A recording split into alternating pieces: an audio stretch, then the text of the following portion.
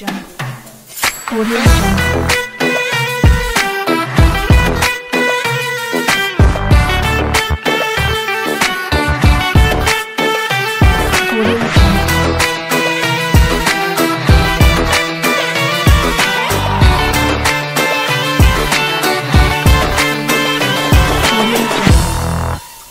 hari ini tanggal 29 September kita memperingati Hari Jantung Sedunia. Terima kasih. Assalamualaikum warahmatullahi wabarakatuh. Selamat pagi Bapak Ibu semua. Sehat kondisi hari ini. Penyakit jantung ini menjadi perhatian kita semua di dunia, karena penyakit jantung ini merupakan penyakit yang menjadi juara selama bertahun-tahun. Tapi juaranya juara jelek ya. Jeleknya dalam arti penyakit jantung ini memberikan andil sebagai penyebab utama nomor satu ya, bukan utama doang, nomor satu penyebab kematian di dunia. Untuk memperingati Hari Jantung Sedunia, saya akan memberikan sedikit info ya, bagaimana kita mengenal gejala dan tanda dari penyakit jantung. Penyakit jantung itu ada beberapa jenis. Nah, ini nanti yang akan berbeda-beda gejala dan tandanya. Saya harap nanti Bapak Ibu semua bisa lebih aware, lebih waspada ya terhadap gejala-gejala awal yang muncul karena penyakit jantung. Penyakit jantung ada macam-macam ya, ada penyakit jantung koroner ya, ini yang paling banyak menyebabkan kematian ya. Kemudian penyakit jantung hipertensi, penyakit jantung katup, penyakit jantung aritmia. Aritmia itu gangguan irama jantung ya, jantung harusnya berdetak dengan irama yang teratur ya, ritmis sesuai dengan kebutuhan aktivitas Bapak Ibu semua, tapi kalau ada gangguan irama dia akan kacau ya. Kemudian ada penyakit jantung bawaan atau kongenital. Ini dari lahir ya. Meskipun ada beberapa penyakit jantung bawaan yang baru diketahui pada saat dewasa ya. Kemudian ada yang namanya kardiomiopati dan penyakit pembuluh darah perifer. Semua penyakit jantung ini ya nantinya akan berujung pada yang namanya gagal jantung. Gagal jantung ini bukan berarti akhir dari segala-galanya, tidak ya, karena akhir-akhir ini juga pengobatan untuk gagal jantung ini sudah makin maju ya, dan sudah memberikan harapan yang sangat positif ya.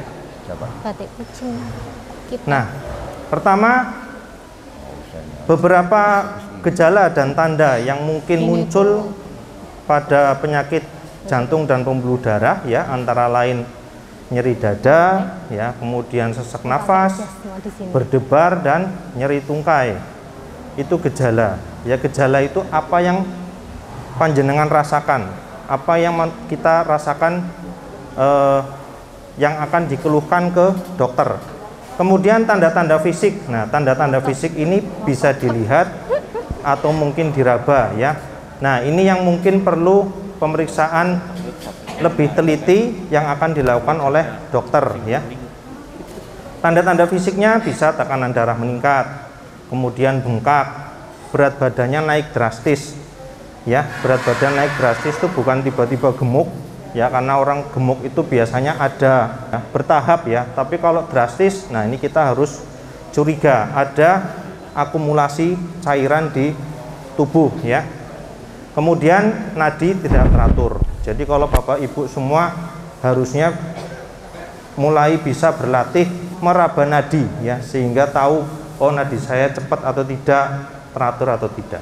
Yang pertama adalah nyeri dada ya. Di sini kita akan fokus pada nyeri dada kardiak atau nyeri dada angina yang disebut angina pectoris ya. Keluhan nyeri dadanya ini dirasa seperti tertindih atau terikat ya, atau terbakar. Seperti ilustrasi itu, nyeri dadanya seperti tertindih gajah ya. Bukan gajah duduk, kalau gajah duduk nanti sarung ya, tapi ini seperti tertindih gajah. Rasanya di dalam dada, ya, karena nyerinya nyeri tumpul. Kita tidak bisa nunjuk satu titik, itu tidak bisa. Ya, kemudian bisa menjalar. Menjalarnya biasanya ke leher, rasa seperti tercekik, ya, kemudian ke bahu, ke lengan. Beberapa pasien mengeluhkan lengannya kemeng, ya, atau apa sih orang sini bilang gape, ya, itu bisa menjalar ke daerah-daerah itu. Kemudian nyeri dadanya akan dipicu oleh aktivitas atau emosi dan akan mereda dengan istirahat. Jadi kalau Bapak Ibu lagi olahraga, ya, olahraga misalnya lari di alun-alun 2 putaran kok dadanya terus berat, ya, nah itu kemungkinan angina. Nanti setelah istirahat kok nggak lama terus nyeri dadanya atau dadanya rasa beratnya terus hilang, nah itu kemungkinan nyeri dada, ya, jadi harus segera diperiksakan.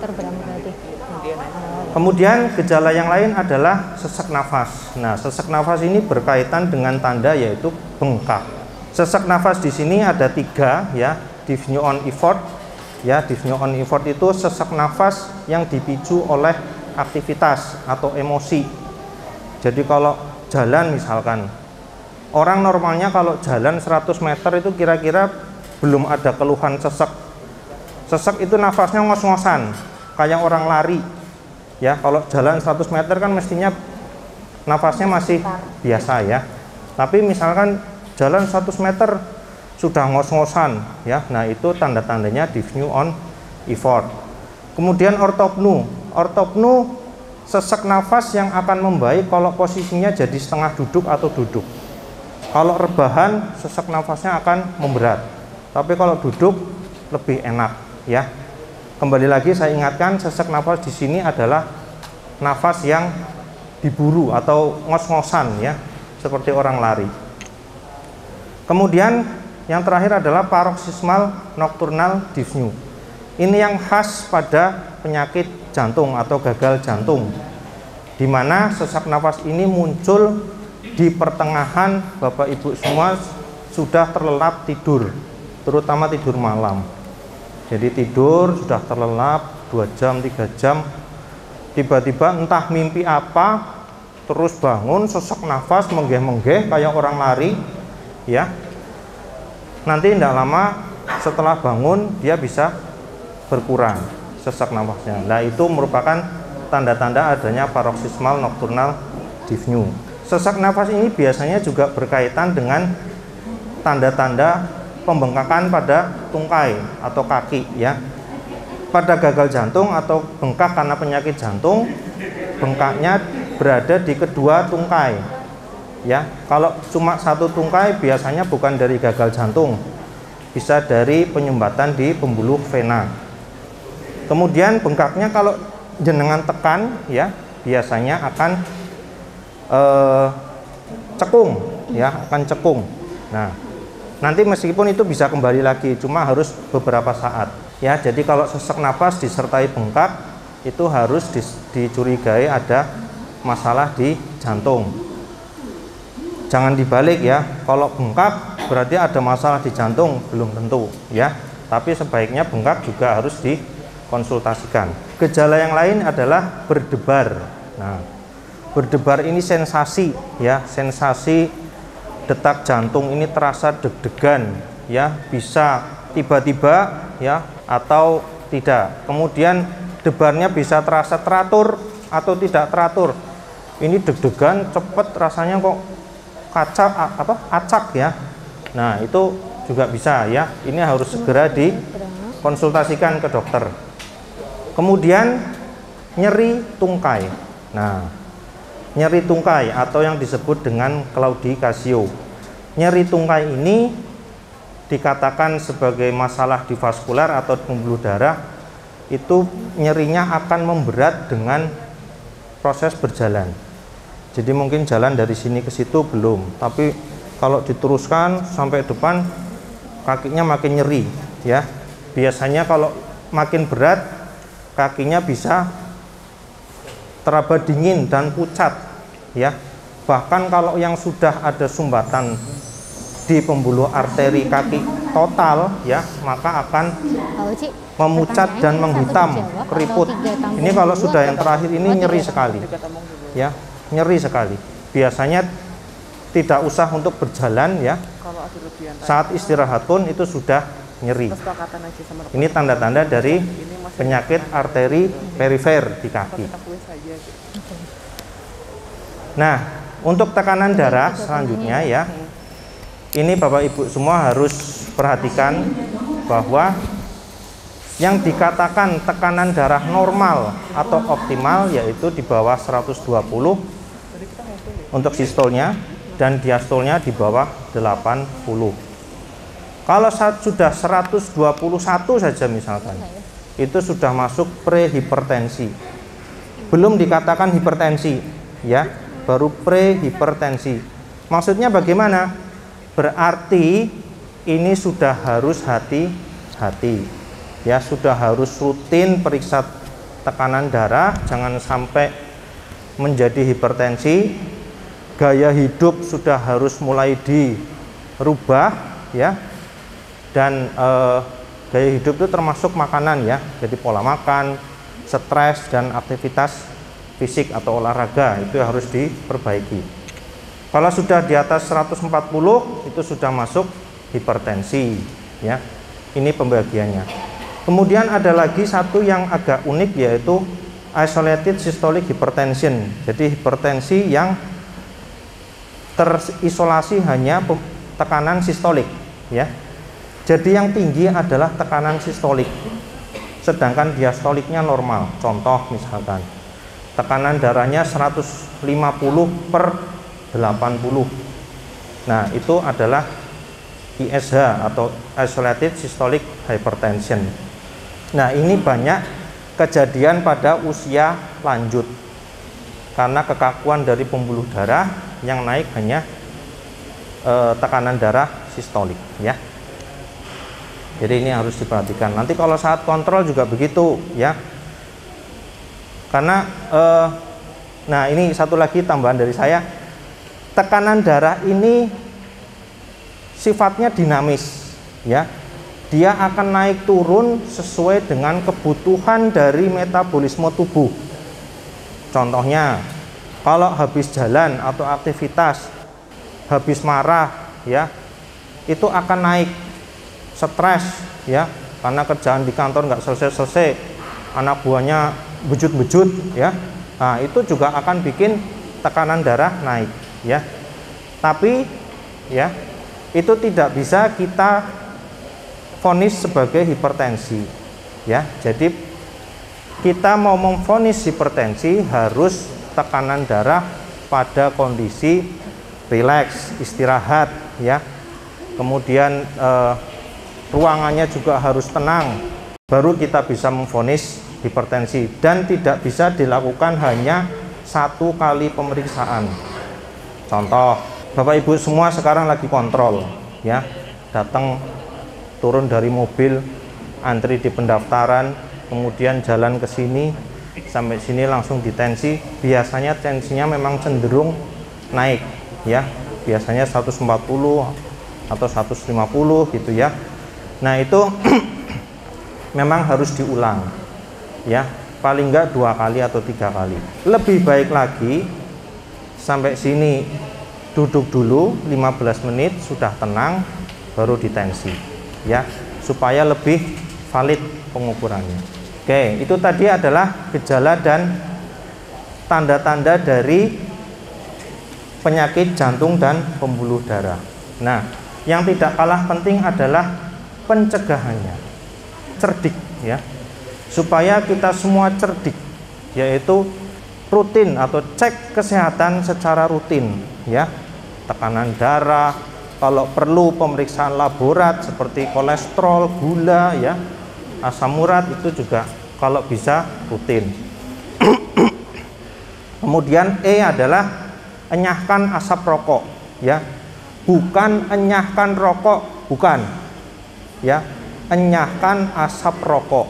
Jadi maksudnya baik perokok aktif dan perokok pasif itu akan berakibat buruk. Jadi asap rokok harus dienyahkan, bukan hanya perokok aktif. Kemudian rajin olahraga ya, R-nya rajin olahraga.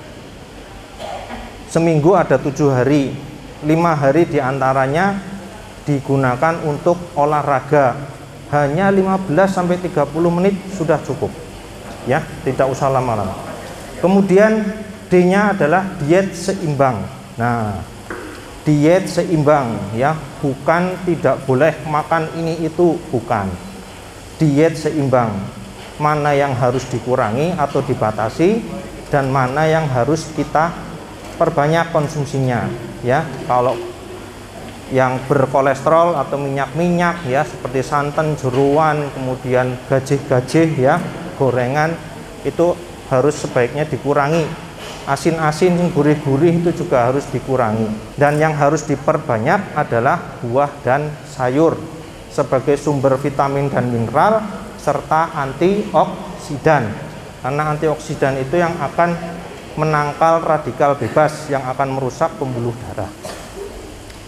Kemudian, nah, istirahat cukup ya. Istirahat cukup itu kalau dikatakan dengan tidur ya, untuk orang dewasa sekitar 6-8 jam per hari.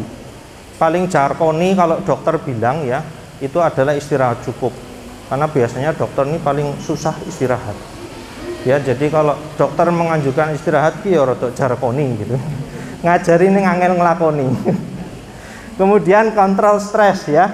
Kontrol stres ya. Ini mau dibilang orang suruh nggak pikirannya susah. Ya memang nggak bisa. Ya pasti ada masalah. Cuma bagaimana kita mengontrolnya, bagaimana kita memanajemen stres tersebut.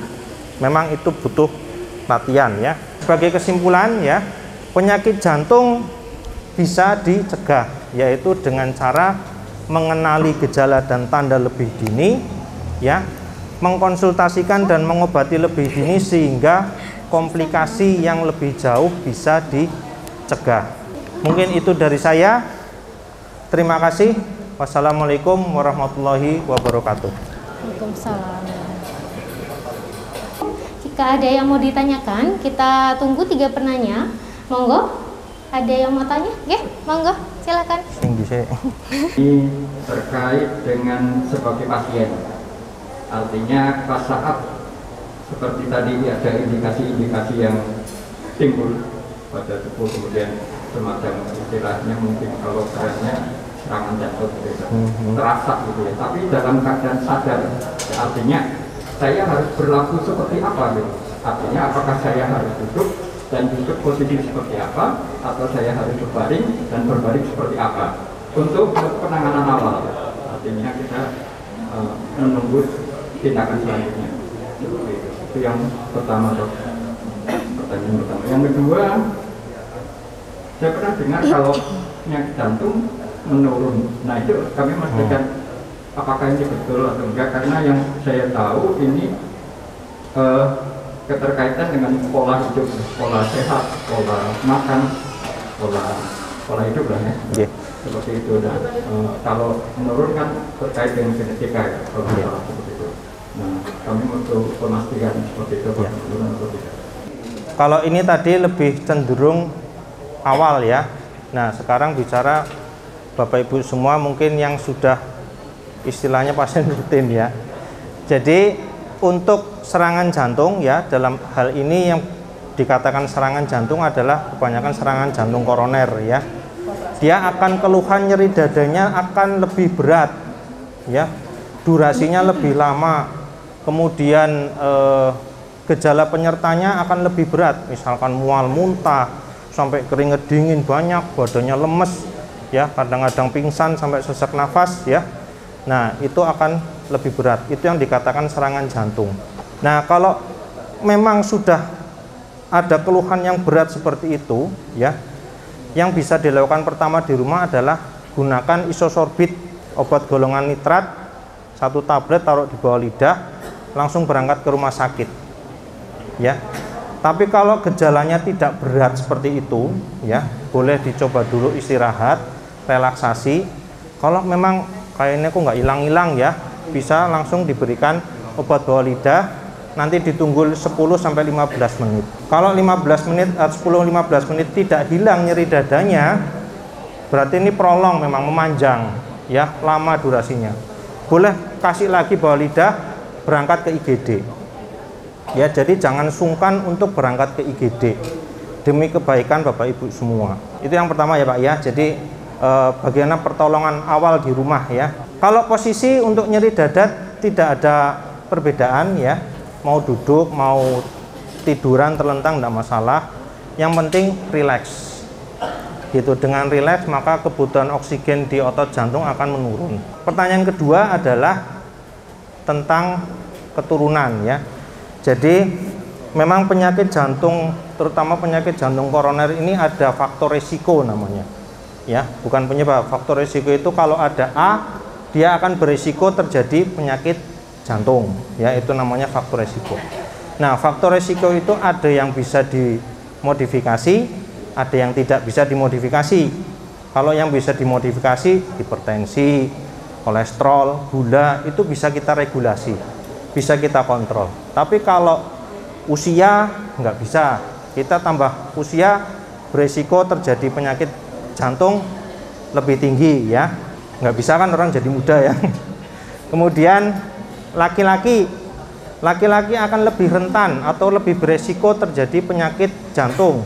Kalau sudah laki-laki mau jadi banci pun tetap dia laki-laki ya, jadi nggak bisa nanti kelaminnya diganti netral gitu, nggak bisa. Ya, tetap laki-laki. Kemudian keturunan ya tidak bisa dirubah. Saya anaknya bapak A ya tetap anaknya bapak A kan begitu. Cuma keturunan ini di literatur ada kriterianya. Kalau orang tua, terutama bapak atau kakek ya, itu terkena serangan jantung usia kurang dari 45 tahun. Atau misalkan terbukti ada penyakit jantung koroner usia kurang dari 45 tahun untuk bapak atau kakek ya, laki-laki dalam arti. Nah, itu akan mempunyai risiko menurun ke anaknya. Atau kalau ibu ya, orang tua wanita ya, itu usia kurang dari 55 tahun. Ya, jadi dalam arti kalau orang tua kita terbukti mempunyai atau menderita penyakit jantung koroner usia muda, beresiko menurun ke anaknya.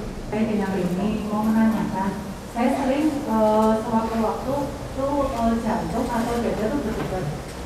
Mungkin di area jantung tuh terlalu detak jantungnya terlalu cepat. Misalkan seperti sekarang saya mengajukan pertanyaan kan grogi ya, kan terus deg-degannya kencang. Terus kita misalnya lari cepat atau lari-lari kecil, kadang-kadang sering deg-degannya cepat ya. Apa itu salah satu indikasi kita kena jantung. Yang kedua dok, anak saya kan 10 tahun, dia sering banget keringatan di tangan, basah malah tempatnya gitu kan. Apa itu salah satu indikasi penyakit jantung juga? Ya. Begitu pertanyaan dok, terima kasih. Oke, terima kasih. Yang pertama yang harus saya jawab tadi seperti saya sebutkan di depan, jadi berdebar itu istilahnya debar jantung itu dinamis ya. Kalau kita aktivitas, kita cemas, kita stres, memang debar jantung akan meningkat. Ya, seperti saya tadi baru datang ke sini mau bicara di depan Bapak Ibu semua, debar jantung saya naik, Bu, Pak. Terus terang, ya, bagaimanapun saya masih manusia, saya punya rasa grogi. Gitu. Jadi kalau itu masih wajar, ya. Apalagi kalau sudah marah, ya. Misalkan di jalan serempet misalnya, wah itu pasti udah debarnya kenceng banget, udah marah, pengen berantem gitu ya, gitu. Jadi itu dinamis ya, selama debarnya teratur ya tidak masalah ya. Yang jadi masalah adalah kalau kita tidak ngapa-ngapain, aktivitas biasa saja, tiba-tiba dep, terus debarnya kenceng sekali, apalagi lebih dari 150 kali per menit ya. Nah, itu biasanya memang ada masalah irama jantung. Kemudian yang pertanyaan kedua tentang tangan ya, tangan dingin dan berkeringat. Nah ini saya dingin dan beringat. Seperti saya bilang tadi, ini grogi saya. Ini grogi saya. Ya, jadi itu masih wajar ya. Memang itu tingkat kecemasan tiap individu itu akan beda-beda. Ya, mungkin ada Bapak Ibu sekalian yang kalau bicara di depan umum ya santai saja, nggak ada masalah, nggak keringetan, nggak berdebar. Nah itu ada ya. Tapi kalau beberapa orang memang ada yang mau ketemu orang tuanya, bapaknya aja, mau ketemu bapaknya aja udah deg-degan, keringat dingin, itu ya ada. Jadi itu masih wajar, Bu. Menanyakan dok dan mau cerita, umur saya sekarang 73 tahun dan saya menjadi pasien setia jantung itu sejak tahun 2004 sampai sekarang, masih rutin tiap bulan. Souvenirnya udah yang masker kuning. oh nggih. Obat-obatan yang saya minum itu Mbak, aku lewat belakang atau lewat depan Mbak? Aku lewat belakang atau lewat depan? sudah Lewat depan aja deh. lama, kayaknya kok nggak ada perubahan. Lewat depan, lewatin itu. Saya sering sekali tensinya dengan tiba-tiba itu naik sampai di atas 200. Nah, waktu itu kan saya terus langsung gitu kan, bingung apa yang saya lakukan untuk PPPK pertama. Nah kemudian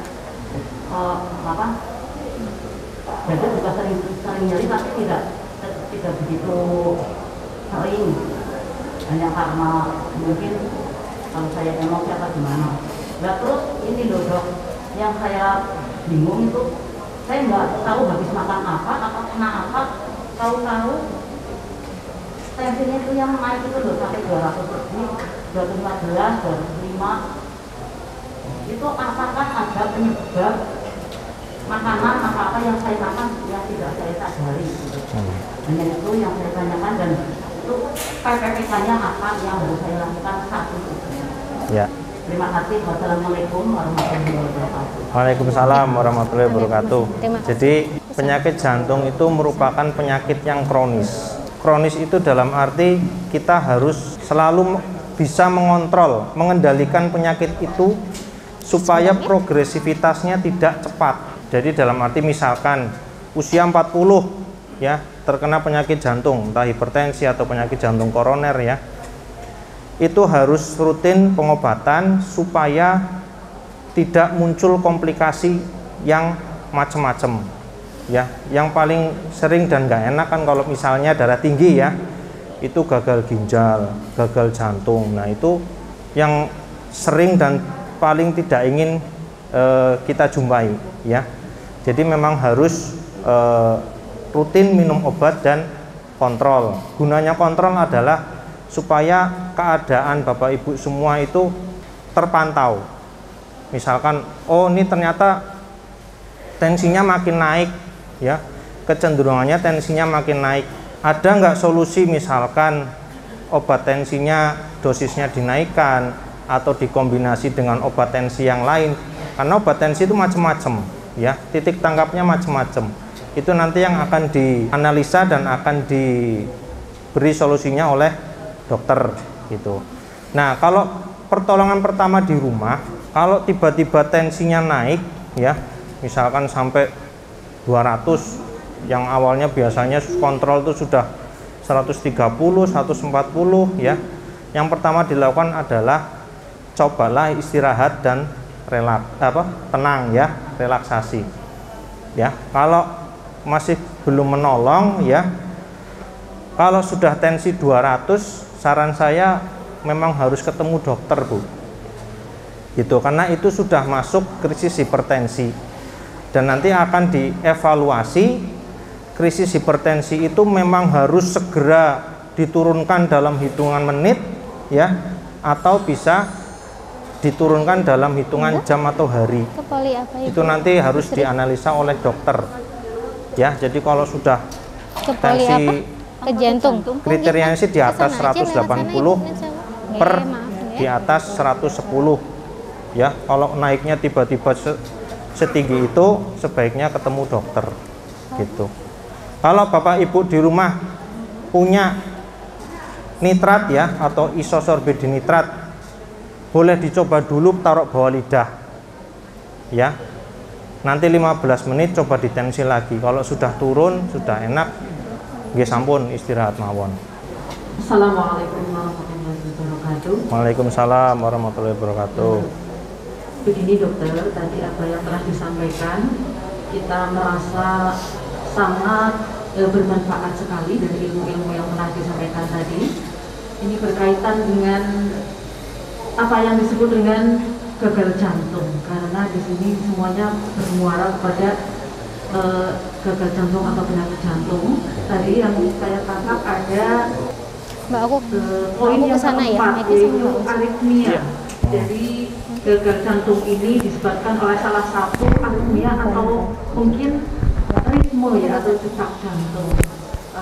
Gagal jantung berarti irama atau detak jantungnya yang sudah terlalu cepat. Wis anget ah? Iya. Oh, iya. Nah, oleh karena itu saya ingin tahu bahwa apakah ritme detak jantung ini menurut strata umur ini memang dibedakan, atau semua manusia itu ada satu patokan yang sama bahwa detak jantung itu harus sekian gitu. Kalau untuk seumuran saya itu normalnya atau bagusnya dalam satuan berapa gitu dokter? Jadi yang gangguan irama jantung tadi ya, itu adalah satu yang paling banyak adalah atrial fibrilasi. Atrial fibrilasi itu nanti kalau Bapak Ibu ngeraba nadi, nadinya itu sangat acak, tidak ada ritmenya sama sekali. Jadi detaknya itu sama sekali nggak bisa ditebak, ya. Jadi sudah acak sekali. Nah itu yang paling sering menyebabkan gagal jantung atau paling sering mengikuti dari gagal jantung, ya. Nah kalau debar jantung yang normal itu berapa ya, itu tidak ada perbedaan masalah usia ya. Jadi mau usia berapapun normalnya adalah 60 sampai 100 detak per menit gitu. Bagusnya kalau pada saat kita istirahat, tidak ada aktivitas ya, kemudian sedang rileks, itu bagusnya paling bagus ideal antara 60 sampai 80. Itu ideal sekali ya. Tapi kalau ternyata lagi nonton drakor terus kemudian heart rate-nya 90 ya nggak apa-apa ya. Mau difotoin? Apalagi kalau drakornya lagi tangis-tangisan ya biasanya memang agak naik Bu. Ya, enggak masalah Bu. Gitu. Yang penting range normalnya adalah 60 sampai 100. Kalau dikurang dari itu namanya bradikardi, lebih dari itu takikardi. Satu lagi mungkin Bapak Ibu semua ada yang menggunakan obat, salah satu obat tensi atau obat jantung ya, entah bisoprolol atau carvedilol ya. Nah itu memang cenderungnya debar jantungnya akan lambat, karena memang tujuan kita untuk memperlambat detak jantung, gunanya untuk menurunkan kebutuhan oksigen di otot jantung gitu. Sehingga kalau pasien-pasien dengan keluhan nyeri dada atau penyakit jantung koroner lah ya, itu untuk menurunkan kebutuhan oksigen sehingga mencegah terjadinya atau berulangnya nyeri dada gitu. Jadi memang cenderungnya akan lebih lambat gitu, tidak masalah. Kembali lagi yang penting kontrolnya rutin supaya kita bisa memantau dengan lebih baik. Oh ya, tadi soalnya lagi di enggak. Ya, jangan. Keluhan saya justru darah tinggi awal begini, yang antara 140 sampai 170. Nah, yang saya tanyakan seberapa besar sumbangan hipertensi untuk menjadi ke jantung. Oke. Karena pada tahun 2012 saya pernah berobat ke sini, kemudian di EKG pernah diobati jantung, tapi selama ini saya tidak pernah merasakan itu. Tapi untuk gejala-gejala yang ditayangkan tadi, itu saya memenuhi pada hipertensi sekitar antara 140 sampai 170. Kemudian kaki sering untuk berjalan jauh itu sering sakit. Tetapi untuk hari-hari ini untuk istirahat, mengurangi stres, itu sembuh. Apakah perlu hipertensi itu diobati? Ya, ini pertanyaan yang sangat bagus. Hipertensi seberapa besar menjadi penyumbang penyakit jantung? Ya, jawabannya adalah sangat besar. Ya, dengan hipertensi bisa jadi penyakit jantung koroner. Dengan hipertensi bisa menjadi atrial fibrilasi, gangguan irama. Dengan hipertensi yang lanjut bisa terjadi gagal jantung. Ya, bahkan kalau sebelah mungkin hipertensi juga menjadi salah satu faktor resiko utama stroke. Jadi jangan abaikan hipertensi, jangan sepelekan hipertensi. Ya, hipertensi nama lainnya adalah the silent killer, jadi pembunuh diam-diam. Kenapa? Karena dia tidak menimbulkan gejala apapun. Jadi kalau mungkin yang jadi mitos, saya pusing berarti saya darah tinggi, tidak ada kaitannya. Tensi saya tinggi makanya saya pusing, tidak ada kaitannya. Ya, jadi antara pusing dan hipertensi tidak ada sangkut pautnya, tidak ada hubungan darah kakak, adik, sepupu, om, tante, kakek, nenek, nggak ada. Ya, kalau hipertensi adalah tanpa gejala, kecuali sudah mulai ada warning komplikasi dari hipertensi. Nah, itu mulai bisa sesak nafas, nyeri dada, ya. Kemudian pusing pun itu bisa menjadi salah satu gejala komplikasi, ya. Jadi bukan gejala darah tinggi, tapi gejala komplikasi dari darah tinggi. Misalkan mulai ada tanda-tanda stroke atau peningkatan tekanan di otak, ya, itu bisa. Jadi nuwun sewu Ibu nggih, hati-hati nggih, lebih baik diobati, ya. Jangan sampai berlanjut. Berapapun tensinya, kalau sudah di atas 140, mari kita obati, ya. Kita berantas hipertensi, kita kendalikan hipertensi. Jangan kita menunggu gejala yang muncul akibat komplikasinya. Santai aja, Pak. Maksud saya itu kan jadi pikiran terus ya, apakah bisa sembuh bengkaknya, terus dari bagaimana, pertama itu. Kedua, berarti dokter menyatakan yang bisa keturunan itu koroner, orang tua dapat koroner muda. Ini itu saja almarhum ibu saya itu kena koroner usia 83. Apakah bisa menurun ke keturunannya begitu? Saya rasa itu ada dokter. Ya, yang pertama mengenai bengkak jantung, ya. Bengkak jantung itu istilah untuk awam dari gagal jantung, ya. Nah, untuk gagal jantung, ya, kita mulai dari mana jawabnya, ya? Mungkin tujuan terapi.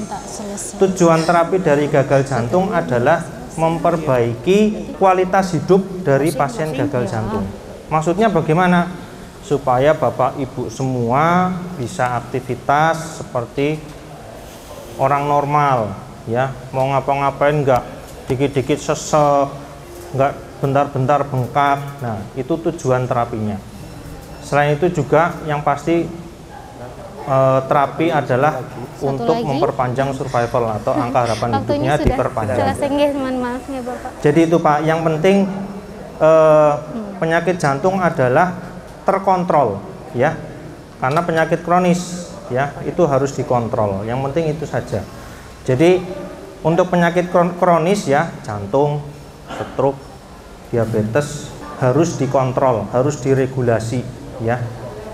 Kalau disembuhkan dalam arti terus tidak minum obat sama sekali, saya rasa sampai sekarang belum ada bukti ilmiahnya, ya. Terus tidak minum obat sama sekali. Mungkin nek bejo, nek beruntung misalkan ada yang diabetes minum obat terus baik, ya, sampai selawase nggak minum obat kok gulanya baik, itu mungkin bejo. Mungkin waktu itu diabetesnya karena penyakit lain itu, jadi hanya sesaat, tidak pure diabetes atau tidak pure hipertensi. Kemudian yang keturunan lagi tadi, ya Pak, ya. Jadi ibunya tadi, ya Pak, ya, ibu usia 80 tahun terkena jantung. Nah, itu secara literatur, secara teori tidak menurun ke keturunannya. Secara teori ya, tidak ada resiko menurun. Yang beresiko menurun adalah yang wanita kurang dari 55 tahun, laki-laki kurang dari 45 tahun. Gitu ya Pak ya. Jadi itu pun faktor resiko, bukan penyebab. Kalau penyebab pasti Pak, tapi kalau faktor resiko belum tentu. Selama kita bisa mengontrol faktor resiko yang lain, insya Allah baik. Demikian acara hari ini sudah selesai. Terima kasih banyak atas antusias Bapak Ibu semua atas edukasi yang kami berikan saat ini. Jika masih ada yang ingin ditanyakan, monggo bisa kontrol ke poli jantung, ke poli eksekutif ke dok atau reguler. Nanti bisa daftar melalui RSMS online. Nanti ada pilihan eksekutif atau reguler. Oke.